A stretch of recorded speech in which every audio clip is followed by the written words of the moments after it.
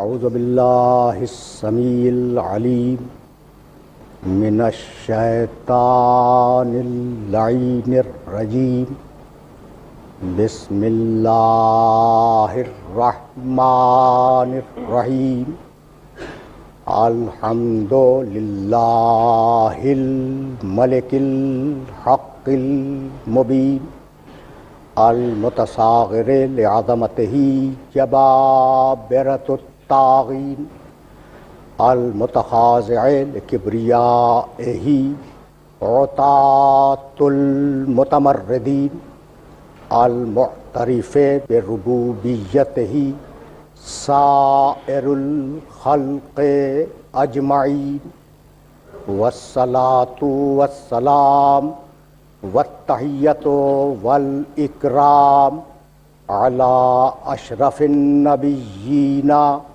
وخاتم المرسلین سیدنا و مولانا ابی القاسم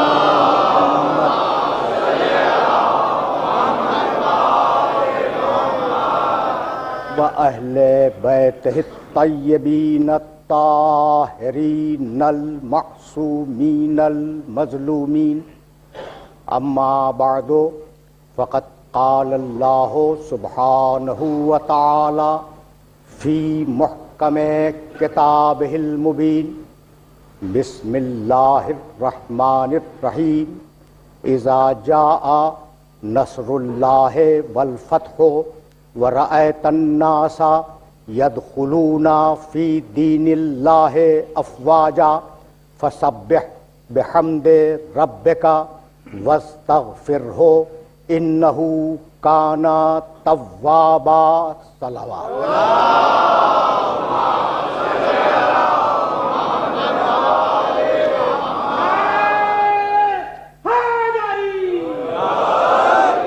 عزیزان محترم، سن 1428 ہجری کی اس متبرک مجلس شام غریبہ کے لیے میں نے سرنامہ کلام میں سورہ نصر کی تلاوت کا شرف حاصل کیا.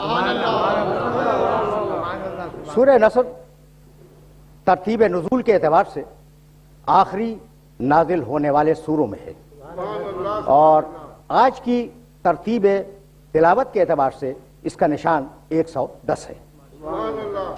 اس سورہ مبارکہ میں پروردگار عالم نے اپنے حبیب کو یہ خوشخبری سنائی کہ تم مکے میں فاتح کی حیثیت سے داخل ہو جاؤ گے. اذا جاء نصر اللہ والفتح، جب اللہ کی مدد آ جائے اور اللہ کی فتح نصیب ہو جائے. اذا جاء نصر اللہ والفتح ورأیت الناس يدخلون فی دین اللہ افواجا، اور حبیب جب تم یہ دیکھو کہ لوگ فوج در فوج اور جوق در جوق دین اللہ میں داخل ہونے لگے. یعنی یہ ترجمہ میں بہت سوچ سمجھ کے کر رہا ہوں، اور اس ترجمے پر توجہ فرمائیے گا. اذا جاء نصر اللہ والفتح ورأیت الناس يدخلون فی دین اللہ افواجا، جب لوگ فوج در فوج دین اللہ میں داخل ہونے لگے. فسبح بحمد ربک، حبیب اپنے رب کی بے عیبی کا اعلان کرو.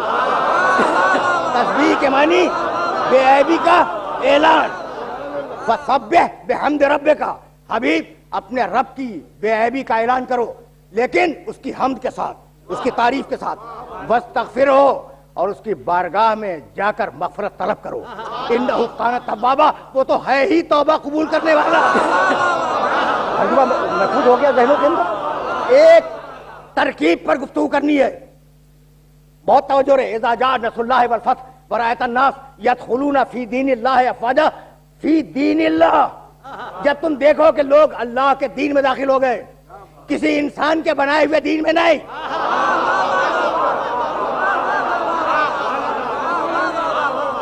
کسی انسان کے بنائے ہوئے دین میں نہیں، دین اللہ میں، اللہ کے دین میں فوج در فوج داخل ہو گئے. یہ اللہ کا دین ہے کیا؟ یہ اللہ کا دین کیا ہے؟ دو جملوں کے لیے میں اپنے سننے والوں کو زحمت سماعت دوں گا. دین اللہ کا اگر سمجھ میں آ گیا، بات یہاں سے آگے بڑھ جائے گی. دیکھو، کوئی انسان مستغنی نہیں ہے، کوئی انسان ضرورتوں سے خالی نہیں ہے. دنیا کا کوئی انسان یہ نہیں کہہ سکتا کہ مجھے کوئی حاجت نہیں ہے. ہر انسان کے پاس حاجتیں ہیں, ہر انسان کے پاس حاجتیں ہیں. لیکن اس بات کو یاد رکھو گے نا کہ جو حاجت شیر خارجی میں ہے, اس حاجت کے پورا کرنے والے اور ہیں. جب تم لڑکپن میں آ گئے, حاجتیں بھی بدل گئی, پورا کرنے والے بھی بدل گئے. جوانی کی ضرورتیں اور ہیں, ان کے پورا کرنے والے اور ہیں. بڑھاپے کی ضرورتیں اور ہیں, ان کے پورا کرنے والے اور ہیں. بھئی عجیب بات یہ کہ ضرورتیں ہیں, بدل رہی ہیں, ختم نہیں ہوتی. اگر مسئلہ سمجھ لو تو میں سمجھتا ہوں کہ دین اللہ سمجھ میں آ جائے گا. بھئی مسئلہ یہ ہے کہ تمہاری بنیادی ضرورتیں دو وقت کے جادو سے نکل نہیں سکتے. وقت پیدا ہوئے تو وقت ہے, بیٹھے ہو وقت ہے, جہاں جاؤ گے وقت کے دائرے میں اور وقت کے طرز میں گرفتار رہو گے, تو وقت سے نکل نہیں سکتے. اچھا پہلی چیز ٹائم, ٹائم وقت, وقت سے نکل نہیں سکتے. دوسری شے بتلاؤں, جگہ سے نکل نہیں سکتے. فلسفے میں اسے کہتے ہیں مکان. جہاں ہو مکان میں ہو, باہر جاؤ مکان میں ہو, پلین میں جاؤ یہ بھی مکان ہے. مکان سے مراد اسپیس, جگہ. اچھا بھائی خلاؤں میں چلے جاؤ, جگہ سے بے نیاز نہیں ہو, جگہ تو وہاں بھی ہے. تو تم بنیادی طور پر دو چیزوں کے محتاج ہو, ایک جگہ کے جس کا نام ہے مکان, اور ایک وقت کے جس کا نام ہے زمان.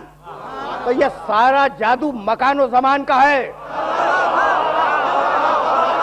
دنیا کے مشکل ترین فلسفوں میں ٹائم اور اسپیس کا فلسفہ, ٹائم اسپیس کی تھیوری دنیا کی مشکل ترین تھیوری ہے. مکان چھوٹ نہیں سکتے, دامن چھوڑا نہیں سکتے.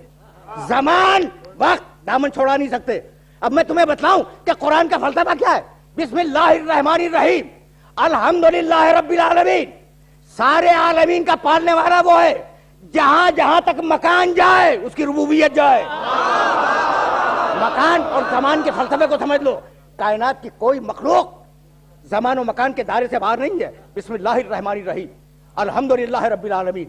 سارے جہانوں کا, ساری کائنات کا, سارے عالمین کا پالنے والا وہ ہے الرحمن الرحیم, مالک یوم الدین. آخری دن کا مالک بھی وہی ہے. اب جہاں تک زمانہ جائے اس کا مالک وہ ہے.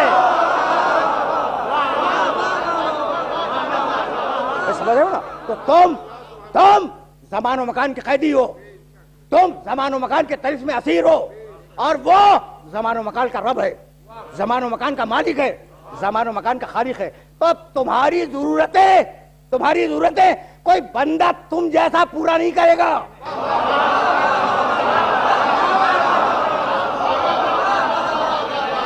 تمہاری ضرورتیں وہ پورا کرے گا. کوئی توجہ رہے, جو رب العالمین ہو, جو مالک یوم الدین ہو. اب یہ وہ مرحلہ فکر ہے جس مرحلہ فکر پر اپنے سننے والوں کو روکنا چاہوں گا میں کہ جب ضرورتیں اللہ پوری کرے گا تو اب ایک ضرورت ہے, سمجھنا اس بات کو, ایک ضرورت ہے کہ بندے کا خالق سے کوئی ربط معین ہو. بندے کا خالق سے کوئی ربط معین ہو. بھائی اسی رب کا نام تو دین اللہ ہے. تو دیکھو طریقے زندگی گزارنے کے طریقے دو قسم کے ہیں. ایک وہ جنہیں اللہ نے بھیجا, اور ایک وہ جنہیں بندوں نے بنایا. جنہیں بندوں نے بنایا ان کا نام ہے ازم, اور جنہیں اللہ نے بھیجا ان کا نام ہے دین اللہ. وہ جو اللہ کو نہیں مانتے وہ بھی کم از کم اتنا تو مانتے ہیں کہ جانور میں اور انسان میں فرق ہے. جو اللہ کو نہیں مانتے وہ بھی اتنا تو مانتے ہیں نا کہ جانور میں اور انسان میں فرق ہے. بھائی جانور اس کی پوری زندگی اپنی خواہش کے تابع ہے. نیند آئی سو گیا, نیند پوری ہو گئی اٹھ گیا, بیٹھ کر تھک گیا کھڑا ہو گیا, یہاں سے اٹھا وہاں بیٹھ گیا, وہاں سے اٹھا وہاں بیٹھ گیا. لیکن چونکہ جانور ہے اس لیے یہ نہیں جانتا کہ جگہ اس کے بیٹھنے کی ہے بھی یا نہیں.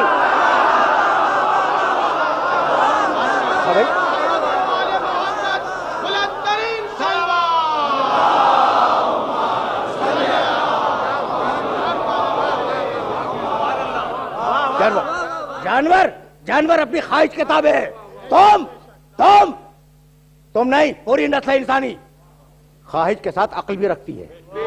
جب یہ جانور بستیاں نہیں بساتا، تم بستیاں بسا کے رہتے ہو، اور یہ طے ہے کہ جب بستیاں بسیں گی تو تصادم ہوگا، مفادات ٹکرائیں گے، اور جب مفادات ٹکرائیں گے تو انتشار ہوگا، اور جب انتشار ہوگا تو معاشرہ ٹوٹے گا. اس لیے ضرورت ہے کہ قانون ہو.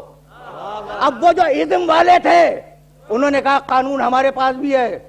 اب سنو اور اس بات کو یاد رکھو کہ تمہارے قانون میں اور دین اللہ میں فرق کیا ہے. تمہارا قانون وہی تک دیکھے گا، ٹھیک ہے، تم بھی جرائم کو روک سکتے ہو، لیکن وہی تک تو روکو گے نا جہاں تک تمہاری نگاہ جائے گی. تو دنیا کے جتنے بھی ازم ہیں، دنیا کے جتنے بھی فلسفے ہیں، دنیا کے جتنے بھی دانشور دین کے خلاف بول رہے ہیں، ان سب تک یہ پیغام پہنچا دو کہ مجھے انکار نہیں ہے. قانون روک سکتا ہے، تمہارا بنایا ہوا قانون جرائم کو روک سکتا ہے، لیکن وہیں تک روکے گا جہاں تک اس قانون کی آنکھ جائے گی، اور جہاں قانون کی آنکھ نہیں جائے گی وہاں جرائم ہوں گے. یہ تمہارا قانون ہے، اور دین اللہ کا اللہ پوری کائنات کو ایک لمحے میں دیکھتا ہے.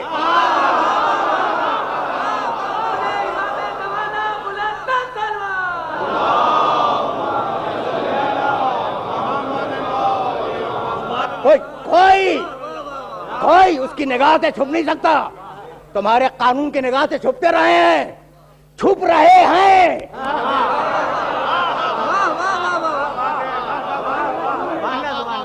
اور چھپتے رہیں گے، لیکن اللہ کی نگاہ سے کوئی چھپ نہیں سکتا. اس لیے اسے حق ہے کہ وہ قانون دے، اور جو قانون ہوگا وہ بہتر نہیں ہوگا، بہترین ہوگا. کیا عجیب مرحلہ فکر ہے. جس مرحلہ فکر پر میں اپنے سننے والوں کو روکنا چاہ رہا ہوں. یہ بہتر اور بہترین میں فرق کیا ہے؟ بہتر یعنی حسن، بہترین یعنی احسن، اس سے بہتر نہ ہو. عجیب بات ہے. اللہ کا قانون جو بھی آئے وہ بہتر نہیں ہوگا، بہترین ہوگا. سورہ زمر کیا کمال کا جملہ فرمایا پروردگار نے، فبشر عباد الذین یستمعون القول فیتبعون احسنہ. آئے دیکھنا حبیب، خوشخبری سنا دو میرے ان بندوں کو جو بہت ٹھیک سے بات کو سنتے ہیں اور جو بات احسن ہوتی ہے اس کی پیروی کرتے ہیں. بھئی عجیب بات ہے، اللہ اس کی اجازت نہیں دیتا کہ آپ اچھی بات کو قبول کر لیں، جو سب سے اچھی ہو اسے قبول کریں. تو کیا آپ کو اس بات کی اجازت دے دے گا اللہ کہ آپ اچھے انسان کو قبول کر لیں؟ جو سب سے اچھا ہو اسے قبول کریں.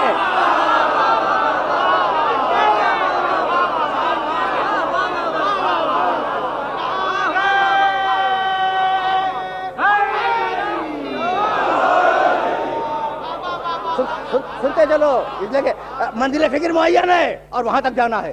اچھا بھائی، تو بہتر اور بہترین، ٹھیک، بہتر حسن، بہترین احسن. فبشر عباد الذین یستمعون القول فیتبعون احسنہ.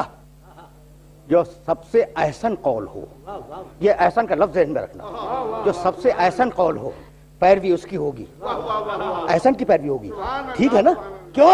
اس لیے کہ سورہ مومنون میں کہا فتبارک اللہ احسن الخالقین.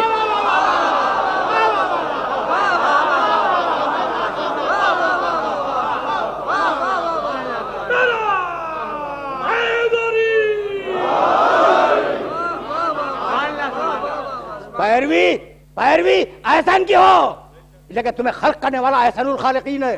اور تم بسم اللہ الرحمن الرحیم والتین والزیتون وطور سینین وہذا البلد الامین لقد خلقنا الانسان فی احسن تقویم. خالق احسن الخالقین، انسان احسن تقویم. اور اب ان کی ہدایت کے لیے پروردگار نے جو کتاب نازل کی، پھر سورہ زمر، اللہ نزل احسن الحدیث کتاباً متشابہہ. یہ جو قرآن ہے یہ احسن ہے، سب سے بہتر ہے، بہترین ہے، بہتر نہیں، بہترین ہے. یہاں تک آ گئے میرے ساتھ. اب میں کیسے اپنے سننے والوں کی خدمت میں عرض کروں. تمہارا امتحان ہوگا، اور امتحان بہتر عمل کا نہیں ہوگا، بہترین عمل کا ہوگا. سورہ ملک میں آواز دی، بسم اللہ الرحمن الرحیم تبارک الذی بیدہ الملک وہو علی کل شیء قدیر الذی خلق الموت والحیات لیبلوکم ایکم احسن عملا. بابرکت واللہ تبارک الذی بیدہ الملک، بابرکت واللہ جس کے کنٹرول میں پوری کائنات ہے. وہو علی کل شیء قدیر، وہ ہر شے پہ قادر ہے، ہر شے پہ قادر ہے. اس نے موت کو خلق کیا، اس نے حیات کو خلق کیا. لیبلوکم ایکم احسن عملا، تم میں بہتر عمل کرنے والا کون ہے؟ نہیں، احسن بہترین عمل کرنے والا کون ہے؟ ناز نہ کرنا اپنے بہتر عمل پہ.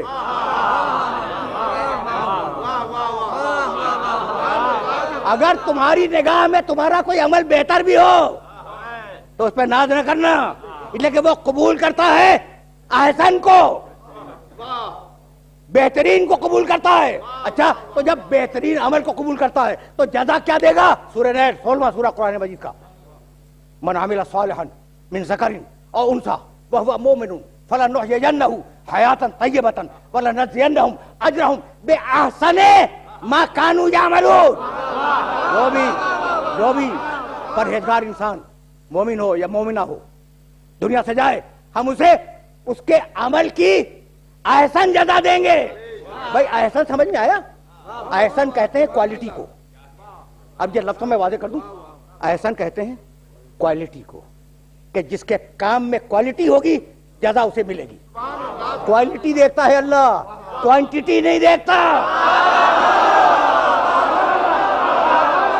تو اللہ کی نگاہ کوانٹٹی پہ نہیں ہے. نہیں، فقط یہ نہیں کہ نگاہ نہیں ہے، اس نے تو ذلیل کیا ہے کوانٹٹی کو. پڑھوں وہ آیتیں جن میں پروردگار نے کہا اکثرہم لا یعلمون، اکثر جاہل. کیا ذلیل کیا ہے اکثریت کو؟ اکثرہم لا یعلمون، اکثریت جاہل ہے، جانتے کچھ نہیں ہے. اکثرہم لا یشکرون، اکثریت ایسی ہے جو شکر نہیں کرتی. اکثرہم لا یسمعون، اکثریت وہ ہے کہ ہم کہتے ہیں وہ سنتے نہیں ہیں.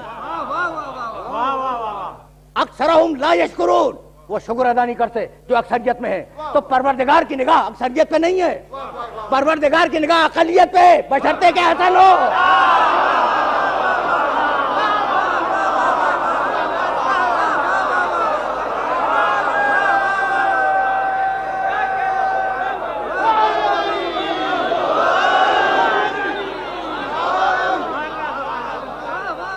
نگاہ الہی احسنیت پہ ہے.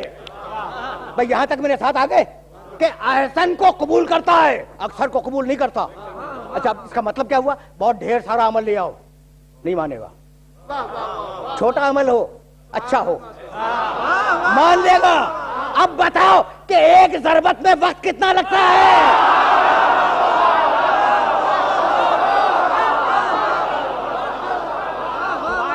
ایک ضربت میں کتنا وقت ہوگا؟ لیکن اگر احسن ہو تو ثقلین کی عبادت پہ افضل ہو جائے. تو پروردگار جو بھیجے وہ احسن، جو قبول کرے وہ احسن. بھئی یہاں تک آ گئے تو اب سورہ نساء کی ایک آیت سنتے جاؤ. آیت کا اشارہ 59، یا ایھا الذین آمنوا اطیعوا اللہ واطیعوا الرسول واولی الامر منکم فان تنازعتم فی شیء فردوہ الی اللہ والرسول ان کنتم تؤمنون باللہ والیوم الآخر ذالک خیر و احسن تاویلا.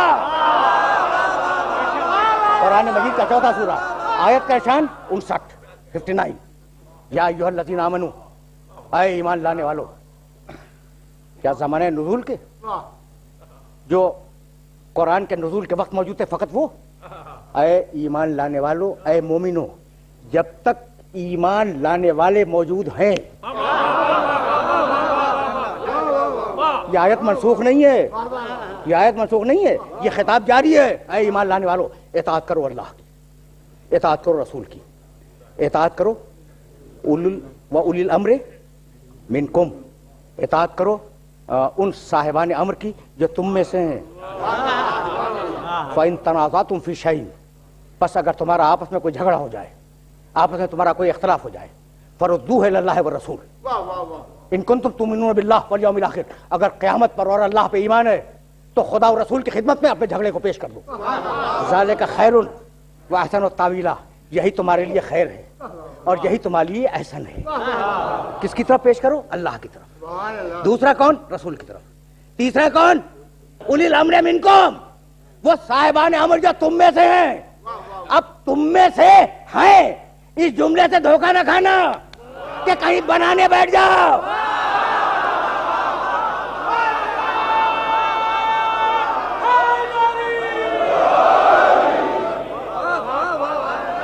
اب اس مرحلے پر رک کر یہ منکم سمجھتے جاؤ. منکم اطیعوا اللہ و اطیعوا الرسول و اولی الامر منکم. وہ صاحبان امر تم میں سے ہیں. منا ہم میں سے, منکم تم میں سے, منہم ان میں سے. بھائی توجہ رہے, عجیب و غریب بڑا فکر ہے. هو الذی بعث فی الامیین رسولا منہم. اللہ نے امیین میں رسول بھیجا جو انہی میں سے تھا. انہوں نے بنایا نہیں, بھیجا اس نے.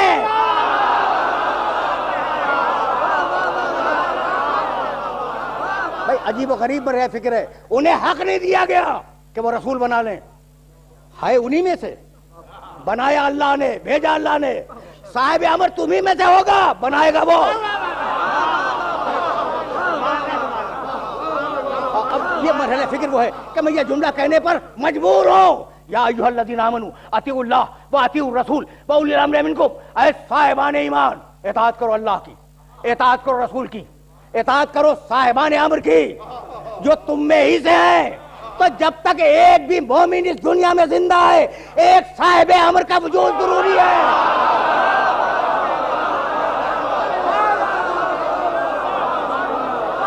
بھئی یہی یہ تین اطاعتیں, یہ تین اطاعتیں. خدا کی اطاعت کرو, رسول کی اطاعت کرو, صاحبان امر کی اطاعت کرو. یہ تین اطاعتیں ذالک خیر و احسن تعویلا. یہی خیر ہے, یہی احسن تعویل ہے. خیر ہے, خیر. بھائی میں کیسے اپنے سننے والوں کی خدمت کروں. خیر ہے اور احسن ہے, دو لفظ دے دیے. خیر ہے اور احسن ہے, دو لفظ دے دیے. اب میں کیا کروں؟ سورہ طٰہٰ میں کہا واللہ خیر وابقیٰ. اللہ خیر ہے اور باقی رہنے والا ہے. اللہ خیر. یہ سورہ طٰہٰ. اور اب سورہ نحل میں آواز دی اذا قیل للذین اتقوا ماذا انزل ربکم قالوا خیرا. جب متقین سے پوچھا جاتا ہے کہ یہ قرآن کیا ہے, کہتے ہیں خیر ہے. اللہ خیر, قرآن خیر. کیا دیکھو, اللہ خیر, قرآن خیر. بھائی عجیب مرحلہ فکر. پروردگار نے آواز دی یا ایھا الناس قد جاءکم الرسول. عجیب و غریب بالحق من ربکم. عجیب و غریب آیت ہدیہ کر رہا ہوں. قد جاءکم الرسول بالحق من ربکم فآمنوا خیرا لکم. اے انسانوں, ہم نے تمہارے پاس رسول بھیجا ہے جو حق لے کے آیا ہے, یہ خیر ہے, ایمان لاؤ. اللہ خیر, اللہ خیر. اس کی کتاب قرآن مجید خیر, اس کا بھیجا ہوا رسول محمد رسول اللہ خیر. خیرا لکم, یہ تمہارے لیے خیر ہے. اور اب سورہ آل عمران میں آواز دی وَلْتَكُمْ مِنْكُمْ أُمَّةٌ. ایک ایسی امت کا اور ایک ایسے گروہ کا وجود ضروری ہے جو لوگوں کو خیر کی طرف دعوت دے.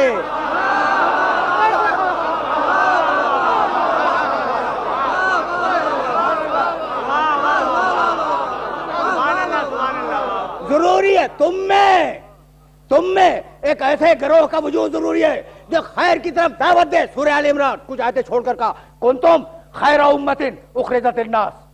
اے کچھ لوگوں, تم اس امت کے بہترین افراد ہو. پوری امت نہیں, کچھ.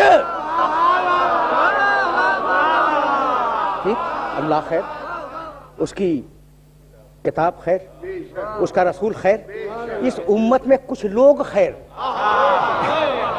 وہ لوگ تم پہچانتے رہنا, لیکن اب میں خیر کا تعارف نہیں کراؤں گا.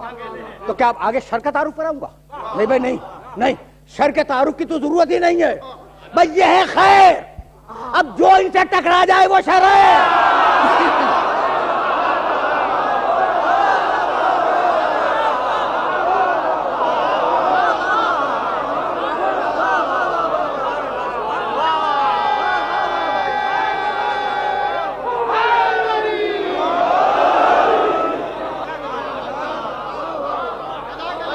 یہ خیر ہے, یہ خیر ہے. ان کی اطاعت کرنا, قرآن کا ہے اطاعت کرو, اللہ کہے قرآن ہی کے ذریعے کہتا ہے، رسول ہی کے ذریعے کہتا ہے اطاعت کرو، محمد رسول اللہ کہہ دے اطاعت کرو، صاحبان امر کہہ دے اطاعت کرو، ان کی اطاعت کرو. ٹھیک. اور اب بتلاؤں کہ کن کی اطاعت نہ کرو. قرآن مجید کسی موضوع کو تشنا نہیں چھوڑتا.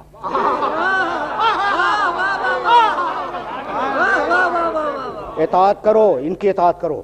اطیعوا اللہ و اطیعوا الرسول و اولی الامر منکم، ان کی اطاعت کرو. ٹھیک، ان کی اطاعت نہ کرو. سنو گے لیکن بڑا طویل مرحلہ فکر ہے. سورہ نون والقلم، قرآن مجید کا 68واں سورہ. بسم اللہ الرحمن الرحیم. نون والقلم وما یسطرون ما انت بنعمت ربک بمجنون وان لک لاجرا غیر ممنون وانک علی خلق عظیم. نون والقلم وما یسطرون. نون، قلم کی قسم اور تحریر کی قسم. قلم کی قسم اور تحریر کی قسم. یہ تو تم مجھ سے بہتر جانتے ہو کہ انسان جب وحشت سے تہذیب کی طرف آیا تو اس نے قلم پکڑنا سیکھا.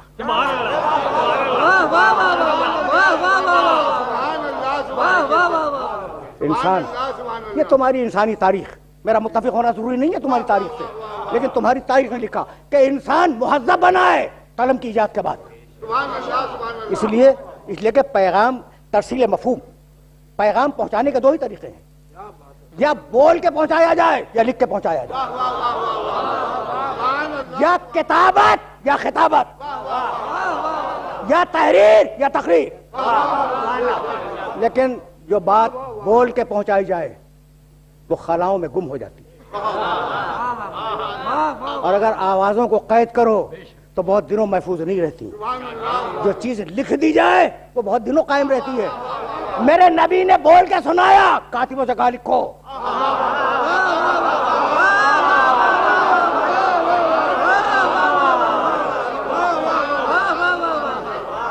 بول کے بھی سنایا، لکھ کے بھی پہنچایا. نون والقلم وما یسطرون. نون، قلم کی قسم اور تحریر کی قسم. ما انت بنعمت ربک بمجنون. حبیب تیرے پاس تیرے رب کی نعمت ہے، تو مجنون نہیں ہے. بھئی یہ درمیان میں کہاں سے بات آ گئی کہ تو مجنون نہیں ہے؟ بھئی کہاں ہوگا نا کسی نے.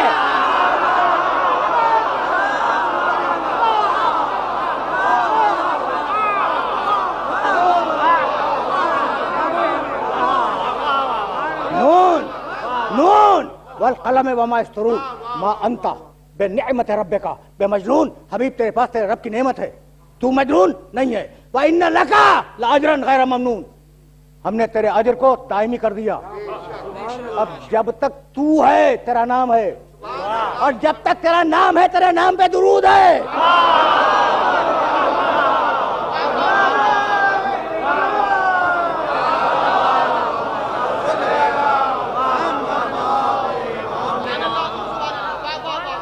ابھی میں ان آیات تک نہیں پہنچا جن آیات تک پہنچنا ہے.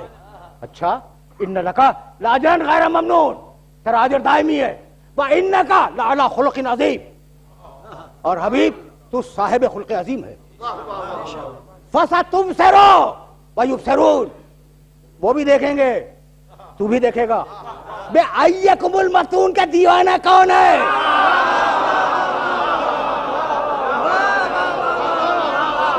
تو بھی دیکھے گا، وہ بھی دیکھیں گے.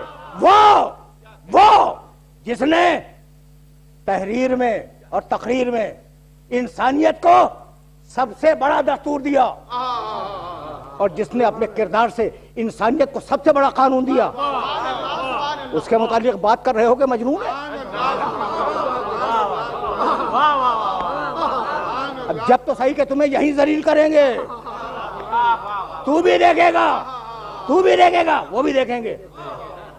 ان ربک، اس کے آگے سورہ آگے بڑھ رہا ہے. ان ربک هو اعلم بمن ضل عن سبیلہ وهو اعلم بالمهتدین. تمہارا رب خوب جانتا ہے کہ اس کے راستے سے کون ہٹ گیا، اور اسے بھی جانتا ہے جو ہدایت پہ آ گیا. فلا، توجہ رکھنا، فلا تطع المکذبین. یہ تیری تکذیب کرنے والے، خبردار ان کی اطاعت نہ ہو. سن لیا تم نے؟ ان کی اطاعت ہو، ان کی اطاعت نہ ہو.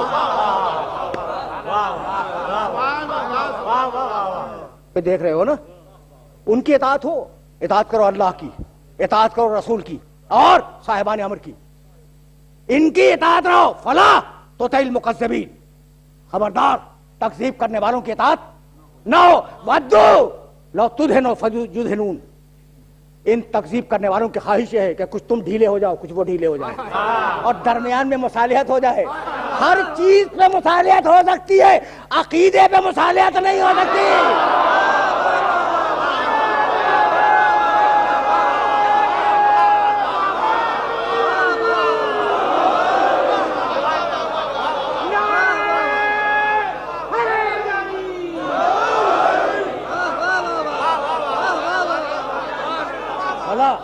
فلا تطع المکذبین ودوا لو تدہنوا فیدہنون ولا تطع کل حلاف مہین ہماز مشاء بنمیم مناع للخیر معتد اثیم عتل بعد ذلک زنیم وان کان ذا مال وبنین. کیا کمال کی آیتیں! خبردار خبردار، حلاف کی اطاعت نہ کرنا، جھوٹی قدم کھانے والا اس کی اطاعت نہ کرنا. مہین، جو بات کو روک نہ سکے، جو باوقار نہ ہو، اس کی اطاعت نہ کرنا. حلاف جھوٹی قسم کھانے والا، مہین کمزرف، ہمازن مشائن بے نمیم، جو لوگوں کے عیب تلاش کرے اس کی اطاعت نہ کرنا. جو ایک کے عیب کو دوسرے تک پہنچا دے اس کی اطاعت نہ کرنا. مناع للخیر، جو خیر سے لوگوں کو روکے اس کی اطاعت نہ کرنا. ہوں گے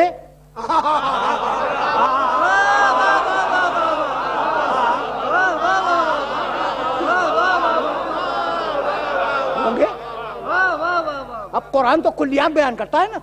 اچھا، ولا تطع کل حلاف مہین ہماز مشاء بنمیم مناع للخیر، جو خیر سے روکے اس کی اطاعت نہ کرنا. معتد، جو حد سے آگے بڑھ جائے اس کی اطاعت نہ کرنا.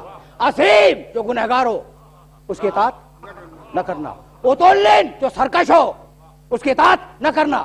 بعد ذالک زنیم، جس کا شجرہ خراب ہو.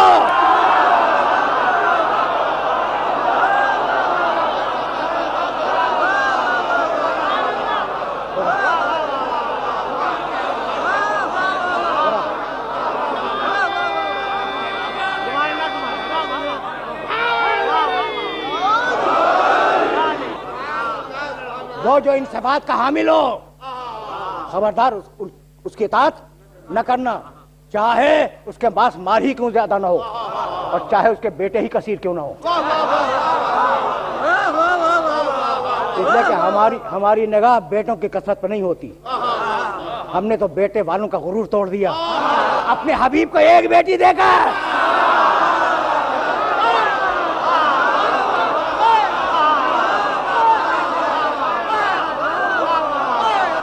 اب ہم نتیجے سے قریب آ گئے. دیکھو، حلاف جھوٹی قدم کھانے والا، مہین کمزرف، حلاف جھوٹی قدم کھانے والا. ولا تطع کل حلاف مہین ہماز مشاء بنمیم، حماز عیب تلاش کرنے والا، مشاء بنمیم چغلی کھانے والا، مناع للخیر خیر سے روکنے والا، معتد حد سے بڑھ جانے والا، اثیم گنہگار، عتل سرکش، زنیم جس کی نظر اچھی نہ ہو. ٹھیک ہے نا؟ ٹھیک ہے. خبردار ان کی اطاعت نہ کرنا، ان کی اطاعت نہ کرنا اور ان کی اطاعت کرنا. اب مجھے کچھ نہیں معلوم کہ یہ صاحبان امر کون ہے، لیکن اتنا جانتا ہوں کہ جو بھی ہوں وہ حلاف نہیں ہوں گے، مہین نہیں ہوں گے، گنہگار نہیں ہوں گے.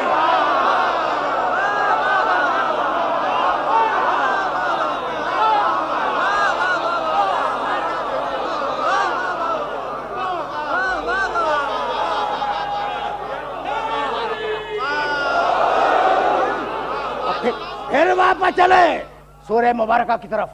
تو اب جو بھی ہو وہ احسن ہو، جو پیغام آئے وہ احسن ہو. اب میں کیسے اپنے سننے والوں کی خدمت بھی عرض کروں کہ اذا جاء نصر اللہ والفتح، سننا بھائی سننا، جب اللہ کی فتح و نصرت آ جائے، ورأیت الناس یدخلون فی دین اللہ افواجا، اور جب تم دیکھو کہ لوگ جو ترجوق دین اللہ میں داخل ہونے لگے ہیں فسبح بحمد ربک. فتح مکہ کی پیشن گوئی ہے، فتح مکہ کی خوشخبری ہے. جب تم دیکھو کہ لوگ جوق در جوق دین اسلام میں داخل ہونے لگے ہیں. یہ نہیں کہا کہ جب تم دیکھو کہ مکہ فتح ہو گیا. نگاہ اسلام پہ ہے، شہر پہ نہیں ہے.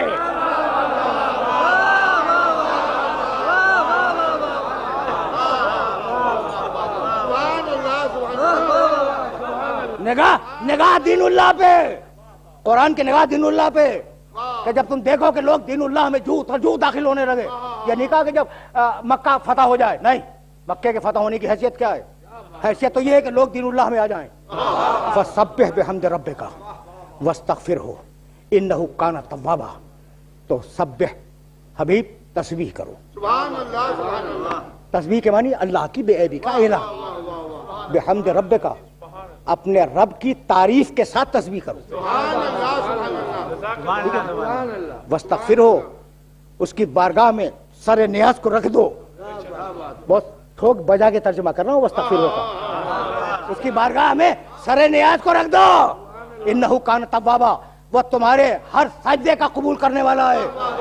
عجیب بات ہے، ہم نے فاتحین کو دیکھا، چھوڑو فتح مکہ کو. کیا تم نے تاریخیں نہیں پڑھی؟ جب فاتح داخل ہوتا ہے تو اتنا متکبر ہوتا ہے، اتنا گھمنڈی ہوتا ہے کہ سروں کے مینار تعمیر کر دیتا ہے، بستیوں کو تاخت و تاراج کر دیتا ہے، کھیتیوں کو، فصلوں کو، کھلیانوں کو تباہ و برباد کر دیتا ہے، انسانوں کی نسل کشی کر دیتا ہے، کرتا ہے، کرے گا.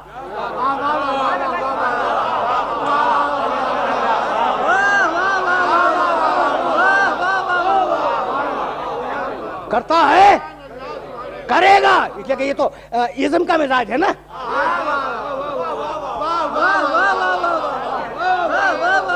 یہ تو ازم کا مزاج ہے کہ جب بھی فاتح کسی شہر میں داخل ہو، کسی ملک میں داخل ہو، لوگوں کو قتل کرتے ہیں، بچیں انہیں اسیر بنا لیں. ٹھیک میاں دیکھو اسیری پہلے تھی اور کہتے ہیں کہ اب نہیں ہے. ایسا نہیں ہے، اسیری تو آج بھی ہے، آج بھی ہے. کل پیسے دے کے خریدتا تھا، کل انفرادی غلامی تھی، آج اجتماعی غلامی ہے. کل لوگ غلام بنائے جاتے تھے، آج ملک غلام بنائے جاتے ہیں. کل جب غلام بناتا تھا تو غلام کو کھلاتا بھی تھا، اور آج کا غلام بنانے والا انہی کی دولت کو استعمال کرتا ہے.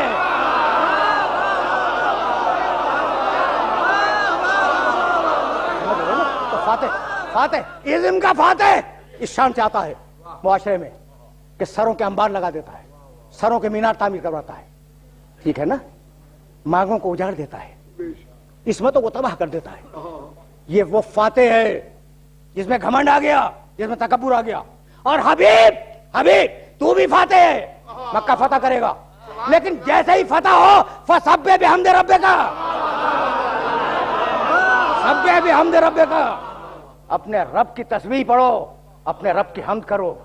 کیا کمال کی بات ہے، کیا انکسار کا درس ہے، کیا فروتنی کا سبق ہے، کیا عاجزی سکھلائی گئی.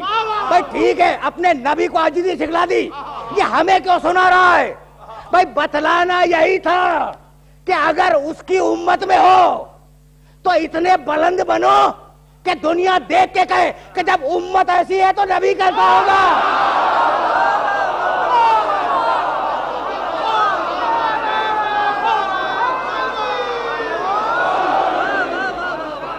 سبح بحمد ربک، حبیب حمد کر. حمد کسی کے اختیاری عمل کی تعریف، مدح یہ دونوں لفظ اردو میں ہے.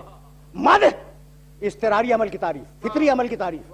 پھول کو کہا کیا اچھا ہے، تو پھول اپنی ذاتی توانائی سے اچھا نہیں بنا، کسی نے بنا کے بھیجا ہے تو اچھا بن گیا.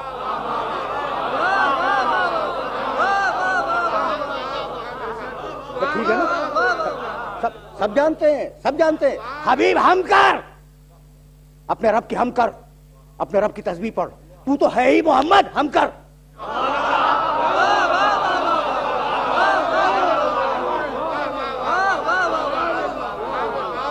تیرا نام محمد ہے، ہم کر محمد جس کی بہت زیادہ تعریف کی جائے، میرے نبی کا نام محمود جس کی تعریف کی جائے، میرے اللہ کا نام۔ عجیب بات ہے، محمود وہ ہے، محمد ہی ہے۔ بھائی عجیب بات ہے نا کہ وہ محمود جس کی تعریف کی جائے، یہ نبی اس کا آخری محمد جس کی بہت زیادہ تعریف کی جائے، یعنی اللہ کی تعریف کی جائے، محمد کی زیادہ تعریف کی جائے۔ بھئی یہ ہوا کیا؟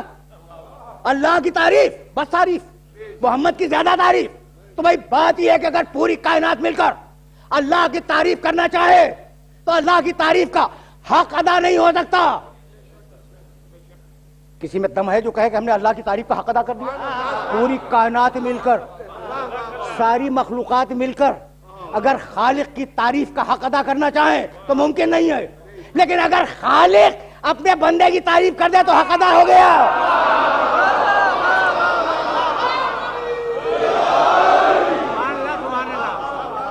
میرا میسج میرے سننے والوں تک پہنچ گیا۔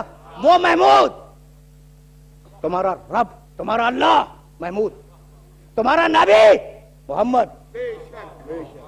عجیب عجیب مرحلہ فکر ہے، محمود جس کی تعریف کی جائے، محمد جس کی زیادہ تعریف کی جائے۔ حضرت حسان ابن ثابت رضی اللہ تعالی عنہ نے میرے نبی کی نعت کہتے ہوئے یہ جملہ کہا، یہ مصرع کہا، فضل العرش محمود وذاک محمد۔ سننا بھائی سننا، فضل العرش محمود، وہ صاحب عرش اللہ، وہ محمود ہے، وذاک محمد، اور یہ میرا نبی، یہ محمد ہے۔ یہاں تک آگئے میرے ساتھ؟ اللہ کون ہے؟ محمود جس کی تعریف کی جائے۔ نبی کون ہے؟ محمد جس کی زیادہ تعریف کی جائے۔ اب محمود اور محمد کا فرق سمجھ گئے نا؟ اچھا، سورہ بنی اسرائیل میں پروردگار نے ایک عجیب جملہ کہا، پوری آیت نہیں پڑھ رہا ہوں میں، عسیٰ ان یبعثک ربک مقاما محمودا۔ حبیب ہم ان قریب تمہیں مقام محمود پہ بٹھا دیں گے، وہ ہے محمود۔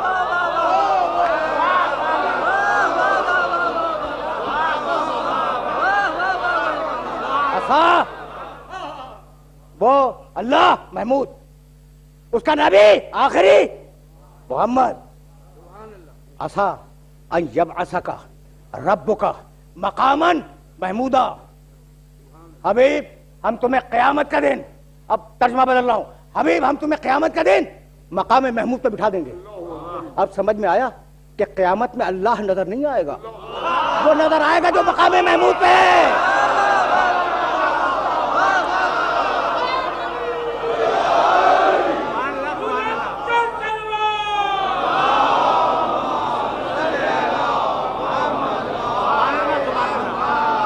پھر واپس آؤں گا، لیکن جملہ تو سنتے جاؤ۔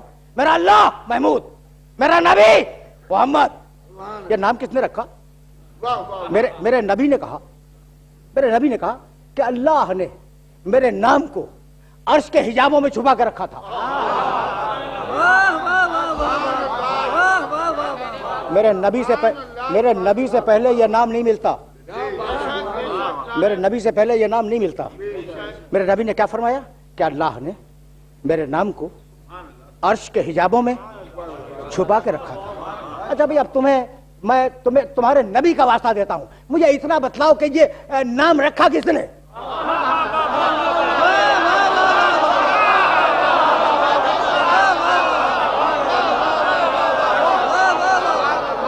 یہ عرش کے حجابوں میں چھپا ہوا نام، اسے رکھا کہ کس نے؟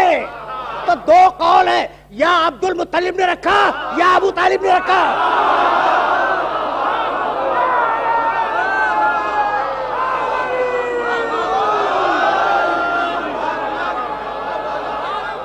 عجیب بات ہے نا، تاریخ میں دو ہی تو نام ملتے ہیں کہ یا دادا نے نام رکھا عبد المطلب نے، یا چچا نے نام رکھا۔ اب تم میری مجبوری سمجھ گئے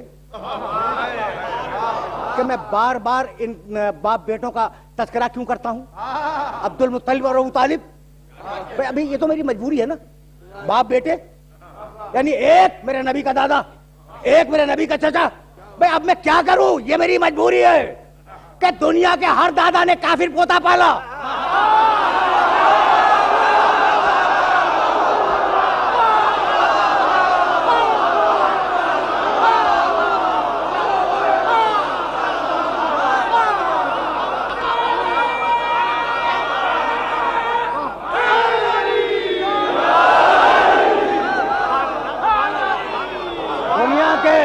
دنیا کے ہر کافر چچا نے اپنا کافر بھتیجا پالا، لیکن نبی پوتا اور نبی بھتیجا سوائے عبد المطلب اور ابو طالب کا کسی نے نہیں پالا، اس لیے کہ نبوت ہی ختم ہو گئی۔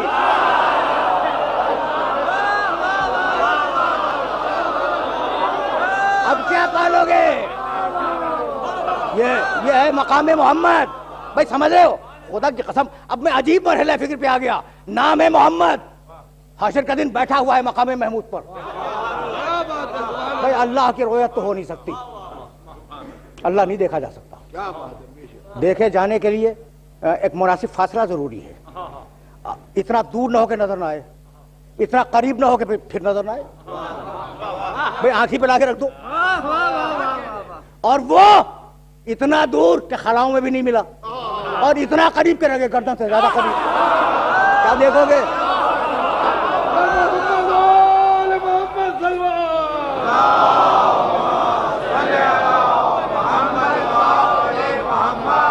اب مقام قیامت کا دن مقام محمود پر محمد اکیلے ہیں۔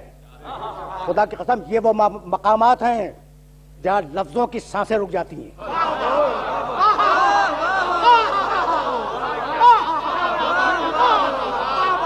یہ وہ مقامات ہیں جہاں خطابت دم توڑ دیتی ہے۔ مقام محمود پہ محمد ہے، اکیلا محمد مقام محمود پہ ہے۔ مالک التوحید بچے تو کیسے؟ بھیج کسی کو لواء الحمد لے کر۔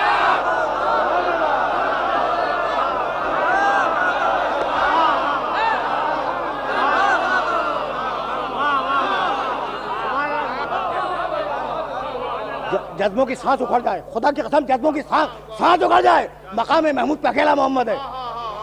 اب کوئی ہو جو لواء الحمد لے کے جائے، یا رسول اللہ، جاؤ بزرگوں کی کتابوں میں دیکھو، 7 روایتیں مجھے یاد ہیں۔ یا رسول اللہ آپ کا لواء الحمد کیا ہے؟ کہ وہ اتنا بڑا علم ہوگا کہ آدم ومن دونہ تحت لوائی، آدم اور ساری مخلوق آدم میرے اس پرچم کے نیچے ہوگی۔ کتنا بڑا ہوگا؟ یستذلون، ایک روایت میں ہے کہ لوگ، وہ انبیاء ہوں، مرسلین ہوں، بڑے بڑے لوگ ہوں، صالحین ہوں، شہداء ہوں، وہ سب چھاؤں ڈھونڈ رہے ہوں گے، اور انہیں چھاؤں ملے گی تو میرے محمد کے علم کی چھاؤں ملے گی۔ میرے نبی نے کہا کہ میری چھاؤں، میرے علم کی چھاؤں میں یہ لوگ آئیں گے۔ اچھا تو اب روایت سنو گے، کنز العمال میں ملا متقی ہندی رحمۃ اللہ نے لکھا، اور حضرت سمرہ ابن جندب ارشاد فرماتے ہیں کہ رسول اللہ سے پوچھا گیا، یا رسول اللہ من یحمل رایتک یوم القیامہ، یہ آپ کا رایت علم، یہ آپ کا رایت اتنا لمبا چوڑا کہ پوری کائنات اس کے سائے میں آ جائے، یہ اٹھائے گا کون؟ فرمانے لگے کہ وہی اٹھائے گا جسے خیبر میں اٹھایا تھا۔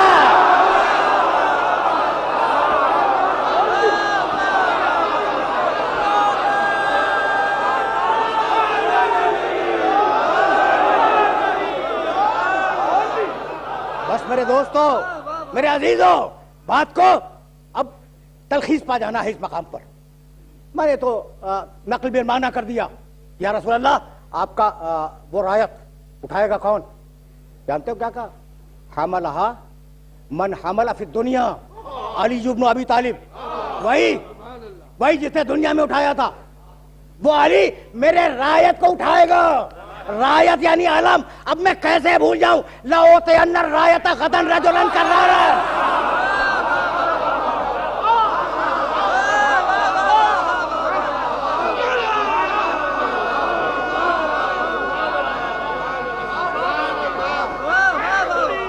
لأوطین الرایت، تقریر اپنے آخری مرحلوں سے قریب ہو جائے گی۔ لأوطین الرایت، میرے نبی نے کیا کہا؟ اب پوری روایت بھی نہیں پڑھوں گا۔ کمال ہے، میں علم دوں گا نہیں، علم عطا کروں گا، دوں گا نہیں، بخش دوں گا، علم بخشوں گا۔ دینا ہو سکتا ہے کہ پھر لے لے، بخشا تو بخش دیا۔ رسول نے علم دیا بھی ہوگا لیکن خیبر میں عطا کر دیا۔ اب علی کی ملکیت ہے، علی سے مہدی تک نظر آئے گا.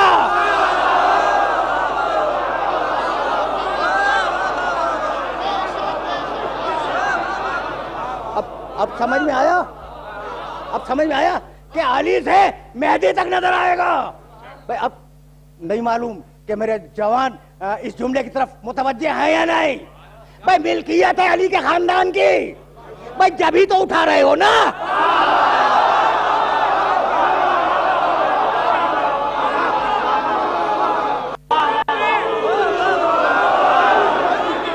علم عطا کروں گا، عطا ہو گیا. کسے؟ رجل کو. پوری روایت نہیں پڑھوں گا. اچھا آگے چل کے جانتے ہو رسول نے کیا کہا؟ یحب اللہ و رسولہ. خدا و رسول ایسے کو دوں گا جسے خدا و رسول دوست رکھتے ہوں گے. خدا و رسول کا محبوب ہوگا وہ یحب اللہ و رسول، اور وہ خدا و رسول کو دوست رکھتا ہوگا. اب خدا و رسول کو دوست رکھنا تو سمجھ میں آ گیا. خدا و رسول کو دوست رکھنا تو سمجھ آ گیا. اگر دوست نہ رکھتے ہوتے تو علم لے کے جاتے کیوں؟ دوست تو رکھتے تھے. اب کیسے پتا چلے کہ خدا و رسول بھی دوست رکھتے ہیں؟ بوڑھے محمد نے جوان علی کو غدیر خم میں کھڑا کیا اور کہا اللہم والے من والا ہو.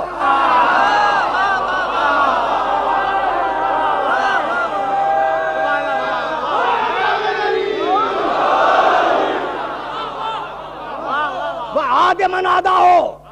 تقریر رک رہی ہے. میرے مالک اعلان ولایت کے بعد دعا مانگی ہے میرے نبی نے. میرے مالک اس سے محبت کر جو اس سے محبت رکھے، اور اس سے دشمنی کر جو اس سے دشمنی رکھے. سن لیا تم نے بڑی آسانی کے ساتھ یہ جملہ میرے نبی کا. اس سے محبت کر جو اس علی سے محبت کرے، اس کو دشمن رکھ جو اس علی سے دشمنی رکھے. مجھے بتلاؤ کہ دعائے رسول قبول ہوئی یا رد ہو گئی؟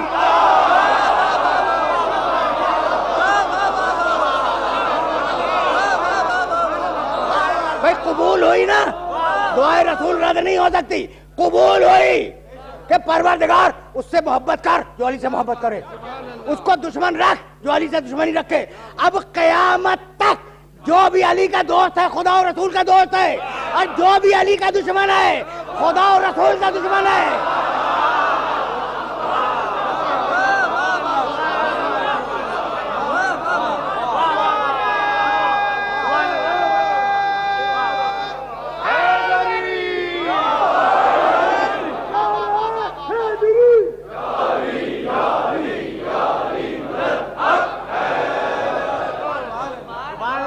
میرے نبی نے غدیر خم کے میدان میں علی کے لیے دعا مانگی، اور نہ معلوم کتنی مرتبہ کہا احب اللہ من احب حسینا.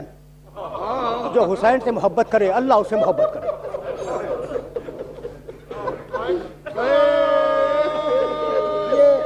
یہ نبی کا جملہ تو دیکھو،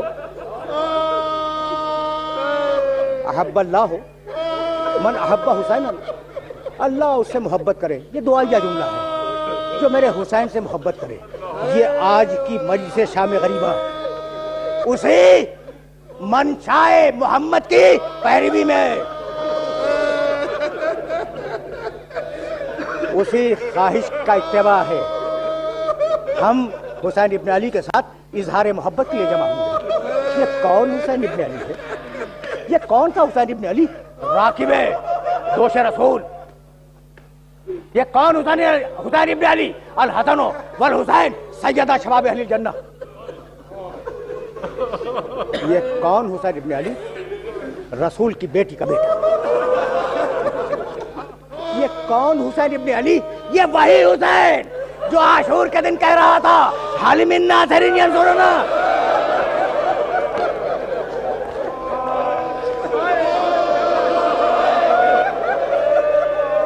حال من مغیث یغیثنا، حال من ذاب یذب عن حرم رسول اللہ.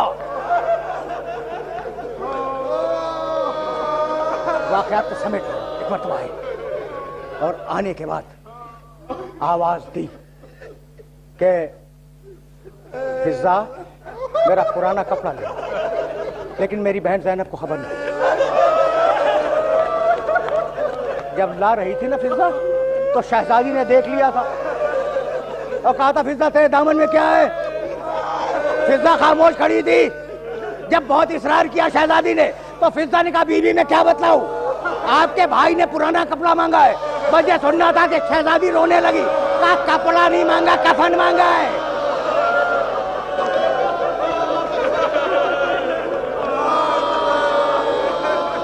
अजकुमुल अल्लाह, अजकुमुल अल्लाह। कपड़ा पहना, बाहर आए, जुलजना पे सवार हुए, घोड़े को एड़ लगाई, मैदान में आए, तलवार खींची और आवाज दिया भूखे की जंग देखो, अब प्यासे की जंग देखो, अब उसकी जंग देखो जिसका जवान भाई मारा गया, अब उसकी जंग देखो जिसका जवान बेटा मारा गया। मैमने को मथरे पर ढकेल दिया, मैसरे को कल्प पर ढकेल दिया।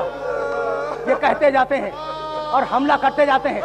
फौजों को भगाते हुए फुरात के किनारे पहुंचे, रकाबों पे जोर दे के खड़े हुए, भैया अब्बास बूढ़े भाई की जंग देगी।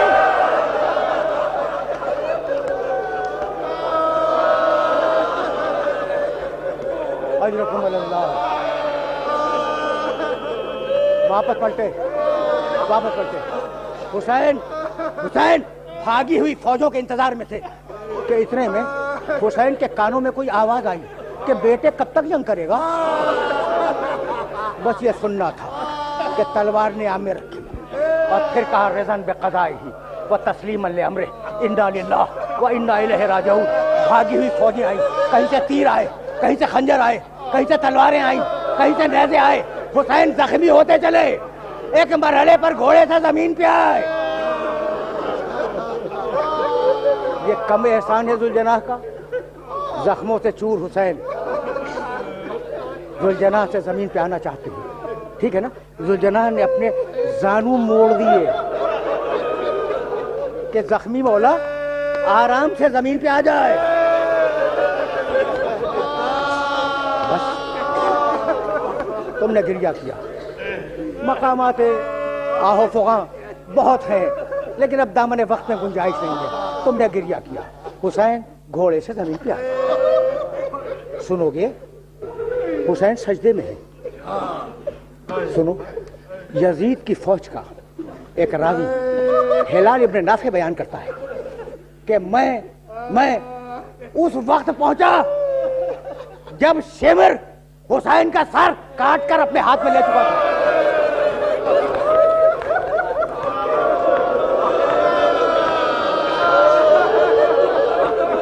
मैंने देखा कि शिमर घबराया हुआ है। मैंने कहा अब घबराने की बात क्या है, अब तो तूने हुसैन को कत्ल कर दिया। कहा नहीं, जब मैं खंजर चला रहा था तो मेरे पीछे कोई बीवी कह रही थी वलदू।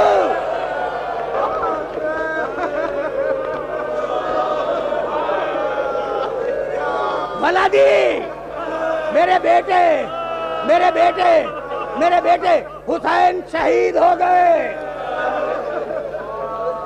फुरात का पानी उछला, जमीन को ज़लज़ला आया, सियाह आंधी आई।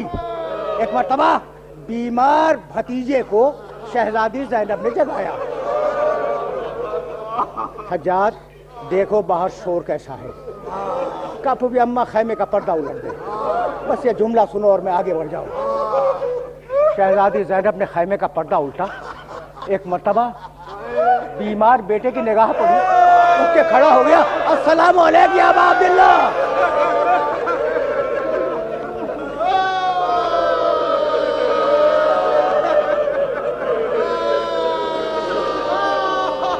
हुसैन, हुसैन शहीद हो गए।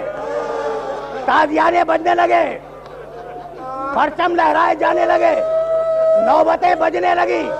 एक मर्तबा अली की बड़ी बेटी ज़ैनब आज तीनों को चढ़ाती हुई बाहर निकली। नेज़ा बरदारों को हटाया, शमशीर ज़नों को हटाया, तीर अंदाजों को हटाया और ये कहती हुई चली कि अली की बेटी आ रही है, रास्ता दो। अजरकुम अल्लाह, अली की बेटी आ रही है, रास्ता दो। अली की बेटी आ रही है, रास्ता दो। लोगों ने रास्ता दिया, पहुंची अपने भाई के लाशे पर। सुनोगे, बीवी ने एक ही जुमला वहां कहा है, दुनिया के सारे मरसिए, दुनिया के सारे नौहे, दुनिया की सारी मरासी की तारीख फिदा हो जाए इस जुमले पर। देखा भाई के चेहरे को जो नोके नेज़ा पे था, और फिर भाई के लाशे को देखा और एक ही जुमला का, अंता ही क्या तू है मेरा भाई।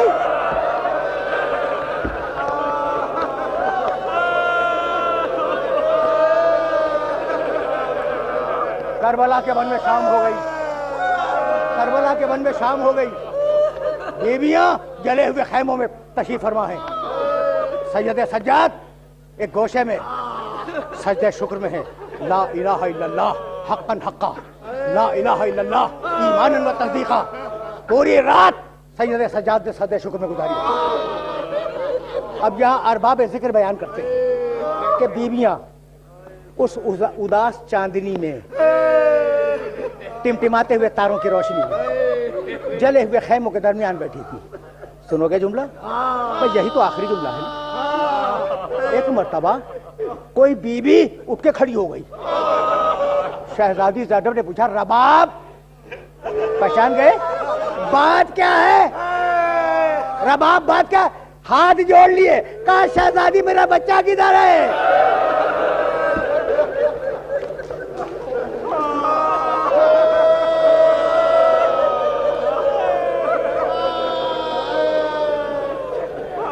بس میرے عزیزوں، میرے دوستوں، پامالی ہوئی، پامالی ہوئی، پامالی کے بعد بیویاں جمع ہوئی، بیویاں جمع بیٹھی ہوئی ہیں، بچے گنے گئے، بچے کم تھے، یاد رکھو گے 11 بچے خاندان ابو طالب کے گم تھے، اور جب بعد میں تحقیق کی گئی تو کچھ جلے ہوئے ملے اور کچھ گھوڑوں کی ٹاپوں سے پامال ملے۔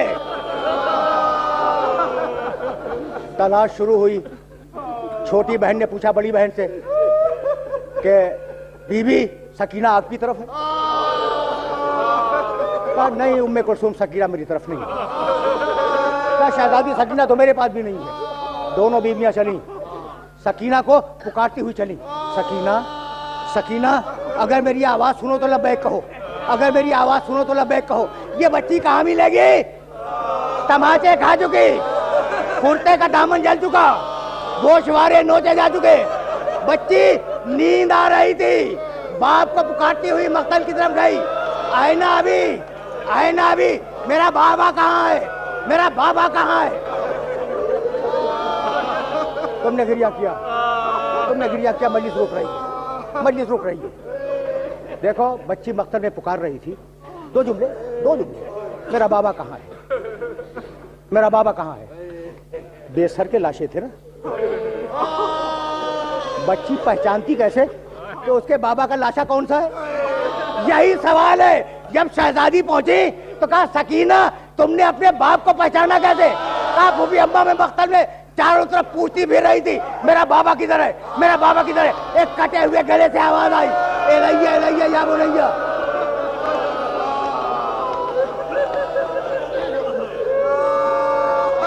دونوں بیویاں سکینہ کو بہلا کے لائیں، خیمے میں لٹایا، بچی تھکی ہوئی تھی سو گئی۔ اب کہیں سے بھی پانی آیا ہو، تم تو جانتے ہو نا کہ شام غریبہ کی روایت ہے کہ گفتگو اس مرحلے پہ اختتام پذیر ہو جائے، پانی کہیں سے بھی آیا ہو۔ مجھے ایسا غرض نہیں، پانی آیا، پانی آیا۔ بی بی یہ پانی ہے آپ کی خدمت میں۔ شہزادی زینب نے آخری جملہ ایک کوزہ آب بھرا اور بھرنے کے بعد سکینہ کا شانہ ہلایا، بیٹی سکینہ اٹھو پانی آ گیا۔ بچی آنکھیں ملتی اٹھی، پھوپھی اماں کیا چچا بات واپس آ گئے؟ کہا نہیں بیٹی چچا تو مارا گیا۔ کہا پھوپھی اماں پھر پانی کہاں سے آیا؟ کہا بیٹی پانی پی لے۔ بچے نے کہا پھوپھی اماں پہلے آپ پیئے۔ کہا کہ نہیں بیٹی تو پی لے۔ بچی نے کوزہ لیا اپنے ہاتھ میں، چلی خیمے سے، جلے ہوئے خیموں سے باہر۔ زینب نے پوچھا کہ بیٹی کہاں جا رہی ہے؟ تو بچی نے رو کے آواز دی پھوپھی اماں میرا چھوٹا بھائی